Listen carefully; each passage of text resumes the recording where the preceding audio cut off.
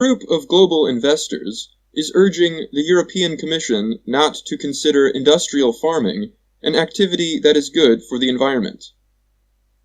Reuters reported the request last week. It said the international group of companies that wrote the letter to the Commission is together worth more than $3.5 trillion. The European Commission is close to defining what activities the European Union considers sustainable. The EU hopes the move will get businesses to help it lower emissions of carbon gases linked to climate change, also called greenhouse gases. It has been difficult, however, to reach political agreement on what activities to include in the EU taxonomy. Taxonomy is a word describing a process of placing things in groups based on their qualities. Farming is responsible for around 10% of the EU's carbon gas emissions. But how to deal with farming in EU rules has been a disputed issue because the industry is so important and employs many people. Countries and trade groups also have an interest in continued government support for the nuclear energy, gas, and farming industries. The investor group wrote to Commission President Ursula von der Leyen on October 5th.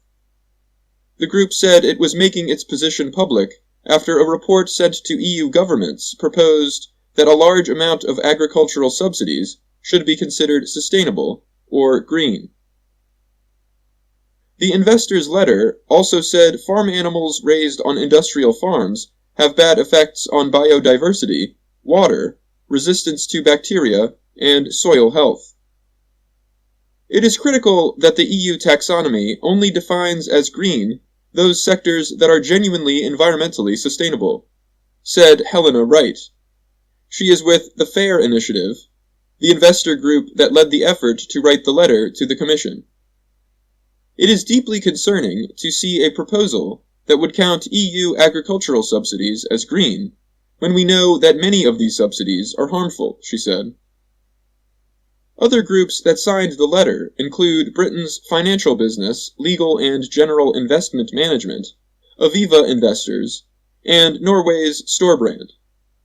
The letter was released one day after the European Parliament approved reforms to farming subsidies under the Common Agricultural Policy, known as CAP. The reforms give more money to smaller farmers that use sustainable methods. Under the new rules, at least 10% of CAP money will go to smaller farms. All farm payments would be tied to following environmental rules.